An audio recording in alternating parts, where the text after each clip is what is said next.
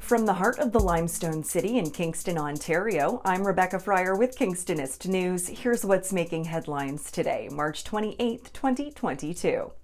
The OPP's Joint Forces Penitentiary Squad has seized a drone and arrested one person after intercepting a package and discovering a stash of contraband totaling more than $250,000 at Collins Bay Institution here in Kingston. Shortly after 9 p.m. on March 24th, the CSC says officers located a drone and a package of contraband near the facility. Police say one person was arrested sitting in a nearby parked vehicle. Staff members at Collins Bay Institution also seized a package of unauthorized items from inside the facility, including 550 grams of tobacco, 225 grams of cannabis, and numerous cell phones. 42-year-old Eric Lefrancois of Sainte Marguerite du Lac-Messon, Quebec, is charged with mischief and obstructing a peace officer. A Kingston resident faces drug charges following a suspicious vehicle stop in Trenton.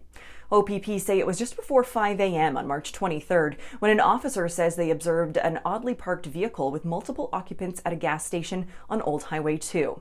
According to police, following an interaction with the driver and two other occupants, OPP learned that the female driver was wanted on an outstanding warrant and was arrested.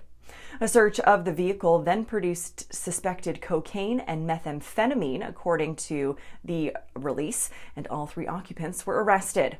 32-year-old Shannon Brooks of Brighton, 48-year-old Christina Fox of Quinte West, and 32-year-old Jesse Wall of Kingston each face charges of possession of a Schedule I substance. A passenger in a vehicle traveling eastbound on Highway 401 in Greater Napanee called OPP to report that the vehicle they were in was being driven erratically. At approximately 9:15 p.m. on Wednesday, March 23rd, officers located and stopped the vehicle on the highway and determined that the driver was showing signs of impairment. The 51-year-old from Scarborough was arrested, charged, and released with a future court date. A new centralized community food distribution hub to receive, process, store, and redistribute large-scale food donations for various local agencies, known as the Community Food Redistribution Warehouse, is now officially open in Kingston.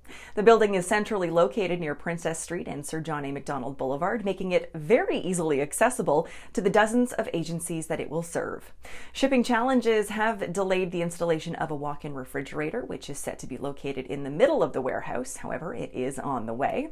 Besides financial donations, volunteer drivers are very much needed to help keep the project operational. More details on how you can get involved can be found in full in the article on our website, kingstonist.com. The Kingston Frontenac Public Library is hosting the United Way of Kingston for a very important two-day panel centered around reducing the stigma towards homeless populations. The first panel on Tuesday, March 29th will focus on youth homelessness. The second panel on Wednesday, March 30th will discuss the landscape of homelessness in our region and how to reduce negative attitudes towards those that suffer through these experiences. You can sign up through the link in the article at kingstonist.com. And lastly, Friendly Manor Nursing Home in Greater Napanee is one of 3 newly announced long-term care homes to be redeveloped beginning this fall. The Provincial Minister of Long-Term Care joined MPP Darryl Cramp at Napanee's Lennox and Addington County General Hospital to announce the creation of 288 new beds in the region for elderly patients.